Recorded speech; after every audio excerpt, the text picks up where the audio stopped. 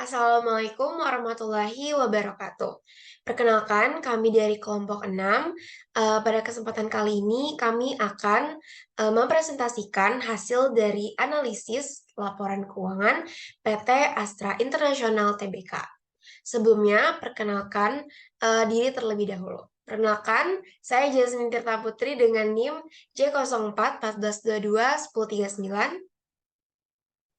Perkenalkan, nama saya Lintang Freda Fitri Trianto dengan NIM J04 14 22 10 09. Perkenalkan, nama saya Jeremy Hagel Tetra Siombing dengan NIM J0414 221 201. Nah, untuk yang pertama adalah rumusan masalah. Di sini kita memiliki 3 rumusan masalah. Yang pertama, bagaimana kondisi keuangan pada PT Astra International Tbk dalam periode tahun 2021 dan 2022. Kemudian yang kedua, bagaimana kedudukan laporan keuangan perusahaan untuk dijadikan bahan pertimbangan untuk eksternal maupun internal. Dan yang terakhir, bagaimana pengaruh laporan keuangan terhadap kinerja perusahaan. Oke, baik. Ada pula tujuan dari laporan posisi keuangan ini, yaitu yang pertama adalah membantu perusahaan menilai kondisi keuangan perusahaan dalam periode tertentu. Dan yang kedua, menyajikan informasi atau data-data yang komprehensif mengenai kedudukan keuangan perusahaan. Dan yang terakhir yaitu menciptakan hal baru bagi perusahaan untuk meningkatkan kualitas kinerja perusahaan. Selanjutnya akan dibacakan oleh saya juga untuk bagian identitas perusahaan. Identitas perusahaan. Perusahaan Astra Indonesia, Perusahaan Astra International Tbk atau yang bisa disebut ACII didirikan pada tanggal 20 Februari 1957 dengan nama PT Astra International Incorporated. Kantor pusat Astra berdomisili di Jalan Gaya Motoraya nomor 8, Sunter 2, Jakarta 1433, Indonesia. Pemegang saham terbesar Astra International Tbk adalah Jardine Cycle and Credits Ltd. Dengan saham yang sudah dicapai adalah 50,11%. Perusahaan yang didirikan di Singapura, Jardine Cycle and Credits Ltd. merupakan entitas anak dari Jardine Matheson Holding Ltd. Perusahaan yang didirikan di Bermuda. Berdasarkan anggaran data perusahaan, ASII bergerak di bidang perdagangan umum, perindustrian, jasa pertambangan, pengangkutan, pertanian, pembangunan, dan jasa konsultasi. Ruang lingkup kegiatan utama Astra bersama anak usahanya meliputi perakitan dan penyaluran mobil seperti Toyota, Daihatsu, Isuzu, UD Truck, Peugeot, dan BMW. Sepeda motor seperti Honda, berikut suku cadangnya. Penjualan dan penyewaan alat berat, pertambangan, dan jasa terkait. Pengembangan perkebunan, jasa keuangan infrastruktur. Oke, untuk slide selanjutnya akan dibacakan oleh rekan saya, Jasmine. Terima kasih. Ya, baik. Terima kasih, Jerem. Kemudian ada laporan posisi keuangan. Yang dimana di sini saya bagi menjadi 3 aspek, yaitu aset, liabilitas, dan ekuitas. Kita sudah tahu ya bahwa di dalam laporan posisi keuangan itu memang berisikan aset, liabilitas, dan ekuitas. Pada laporan posisi keuangan tahun 2022 milik PT Astra International Tbk ini dalam poin aset mengalami kenaikan pada aset lancar dan aset tidak lancarnya sebesar 45.896 miliar. Di dalamnya terdapat kenaikan serta penurunan di beberapa aspek yang jika dibandingkan dengan tahun sebelumnya, yaitu tahun 2021. Kemudian poin selanjutnya adalah liabilitas ini mengalami kenaikan sebesar 17.881 miliar, yang di dalamnya terdapat pula kenaikan dan penurunan dalam beberapa aspek, yang jika kita lihat dari laporan tahun sebelumnya yaitu tahun 2021. Dan yang terakhir yaitu ekuitas. Ekuitas ini mengalami kenaikan sebesar 28.105 miliar. Cadangan selisih kurs penjabaran dan komponen ekuitas lainnya ini mengalami kenaikan dari tahun yang sebelumnya. Maka dari itu ini mempengaruhi kenaikan ekuitas tersebut. Selanjutnya yaitu laporan laba rugi. Di laporan laba rugi ini pun saya membagi menjadi 3 aspek juga. Yang pertama ada laba, yang kedua pendapatan komprehensif, dan laba rugi per saham. Untuk laba sendiri yang seperti tadi kita sudah ketahui bahwa terdapat kenaikan pada pendapatan usaha dan penjualan yang mengakibatkan meningkatnya beban atau biaya yang diikutinya. Jadi pada tahun 2022 ini terjadi kenaikan pada pendapatan usaha dan penjualan. Namun hal tersebut membuat kenaikan laba bersih pada tahun 2022 jika dibandingkan dengan tahun sebelumnya. Nah, untuk laba itu kita bisa lihat dari pendapatan usaha dan penjualan, kemudian dikurangi beberapa beban-beban gitu ya, juga ada pajak juga di dalamnya. Kemudian yang kedua yaitu pendapatan komprehensif. Pendapatan komprehensif ini pun juga mengalami kenaikan seperti pada laba. Pendapatan komprehensif di tahun 2022 ini mengalami kenaikan yang cukup signifikan nih seperti tadi pada laba, yaitu dengan selisih dibandingkan dengan tahun yang sebelumnya, yaitu 3.330 miliar. Di tahun 2021 itu pendapatan komprehensif itu sebesar 27.781 miliar, sementara pada tahun 2022 meningkat menjadi 45.945 miliar. Kemudian yang terakhir yaitu laba rugi per saham. Seperti laba dan juga pendapatan komprehensif, tentunya ini mempengaruhi laba rugi per saham. Dengan adanya kenaikan laba, yang seperti saya sudah mention tadi, maka ini akan mempengaruhi laba rugi per saham yang akan diberikan kepada para pemegang saham nih. Nah, kenaikan ini terjadi sebesar 216.000 miliar. Yang dimana pada tahun 2021 itu tercatat sebesar 499 miliar, kemudian terjadi kenaikan pada tahun 2022 sebesar 715.000 miliar. Selanjutnya akan dibacakan oleh rekan saya. Dipersilakan kepada pembaca.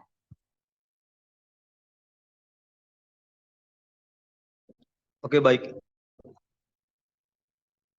Untuk selanjutnya ada laporan perubahan ekuitas. Sudah dipaparkan di slide. Pada akhir periode tahun 2021, ekuitas yang dapat diatribusikan kepada entitas induk perusahaan adalah sebesar 215.615.000 juta. 215.615 dan total ekuitas akhir pada tahun 2022 adalah 243 juta sekian. Dan perbandingan antara tahun 2021 dan 2022 meningkat sebesar 13,3%. Yang mana jika dijadikan nominal adalah 28 triliun sekian. Oke. Selanjutnya akan dibacakan oleh rekan saya, Lintang. Oke, baik. Terima kasih, Jerem. Selanjutnya adalah laporan arus kas dari PT Astra Internasional Terbuka. Itu ada 3 aktivitas perolehan. Yang pertama itu adalah arus kas yang diperoleh dari aktivitas operasi, yaitu arus kas bersih yang diperoleh dari aktivitas operasi ini mengalami penurunan dari 1.596 juta rupiah di tahun 2021 menjadi 1.028 juta rupiah di tahun 2022. Kami dapat menyimpulkan faktor ini mungkin terjadi karena peningkatan pengeluaran operasional lebih besar daripada peningkatan penerimaan. Yang kedua itu ada aktivitas investasi. Arus kas yang digunakan untuk aktivitas investasi ini di tahun yang berakhir pada tanggal 31 Desember tahun 2022 dibukukan sebesar 15 miliar 960 juta rupiah pada tahun 2022 dibandingkan dengan tahun sebelumnya yaitu 3 miliar 905 juta rupiah. yang dimana ini mengalami peningkatan ya. Jadi ini menandakan bahwa perusahaan telah berhasil menghasilkan lebih banyak uang dari aktivitas investasi ini daripada tahun sebelumnya. Lalu yang ketiga itu ada arus kas yang diperoleh dari aktivitas pendanaan. Nah, arus kas yang digunakan untuk aktivitas pendanaan ini untuk tahun yang berakhir pada 31 Desember tahun 2022 sebesar 25.528 juta rupiah, lebih besar daripada tahun sebelumnya. Dan ini menunjukkan bahwa perusahaan telah berhasil mendapatkan lebih banyak modal daripada yang dibayarkan. Oke, next slide.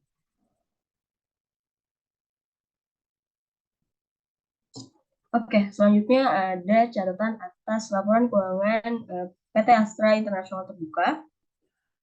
Pada tahun 2022 dan 2021 ini, catatan atas laporan keuangannya secara keseluruhan, kinerja keuangan perusahaan terlihat stabil dengan fokus pada peningkatan manajemen persediaan, kualitas produk, dan investasi pada entitas asosiasi dan investasi lainnya. Mungkin seperti perusahaan telah melakukan perencanaan pajak melalui revaluasi aset tetap yang mengakibatkan perubahan pada laporan laba perusahaan, kas dan setara kas. Perusahaan mengalami peningkatan dan juga perusahaan telah melakukan investasi pada entitas asosiasi dan investasi lainnya. Oke, selanjutnya ada kesimpulan yang akan dibacakan oleh Jasmine. Oke, baik. Jadi ini adalah kesimpulan dari analisis yang telah kelompok kami lakukan. Di sini saya membagi menjadi 3 poin, yaitu yang pertama, terjadinya kenaikan pada laba bersih yang menunjukkan kenaikan sebesar 18.164 miliar. Hal ini akan selaras dengan kenaikan pada pemberian dividen kepada para pemegang saham. Karena seperti yang kita sudah ketahui ya, bahwa laba ini akan mempengaruhi pada perubahan ekuitas. Maka dari itu, pada pemberian dividen ini akan berkaitan. Yang kedua, yaitu pada perubahan ekuitas terjadi kenaikan, yang dapat dilihat dari selisih pencatatan pada akhir periode dan awal periode tahun 2021 dengan pencatatan akhir dan awal periode tahun 2022 sebesar 2.119 miliar. Yang dimana pencatatan pada awal dan akhir periode pada tahun 2021 sendiri ini awalnya itu adalah 195.454 miliar dan pada akhir periode itu 215.615.000 miliar. Yang dimana memiliki selisih yaitu 20.161 miliar.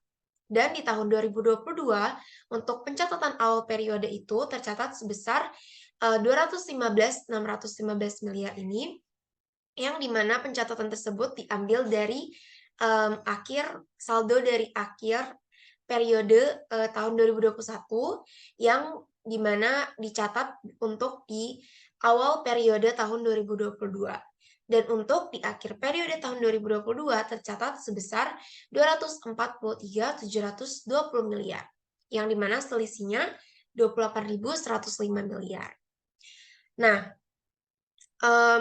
ini pun dari kedua selisih tadi itu menunjukkan bahwa adanya kenaikan ya pada tahun 2022.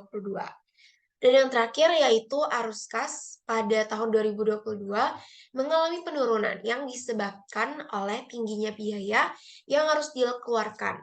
Namun tidak sejalan nih dengan pemasukan sehingga menyebabkan penurunan sebesar 2.652 miliar pada tahun 2022. Kenapa sih bisa turun?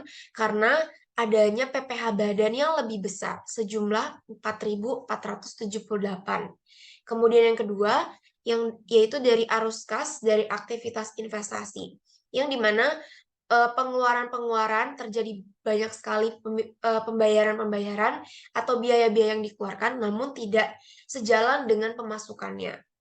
Dan yang terakhir didapatkan dari arus kas dari aktivitas pendanaan, yang dimana pembiayaan untuk dividen dari aktivitas pendanaan ini pun dikeluarkan sangat tinggi dibandingkan tahun sebelumnya. Nah, mungkin kurang lebih sekian presentasi dari kelompok kami. Kurang lebihnya kelompok kami mohon maaf. Apabila ada kesalahan kata, kami ucapkan sekali lagi mohon maaf. Terima kasih untuk perhatiannya.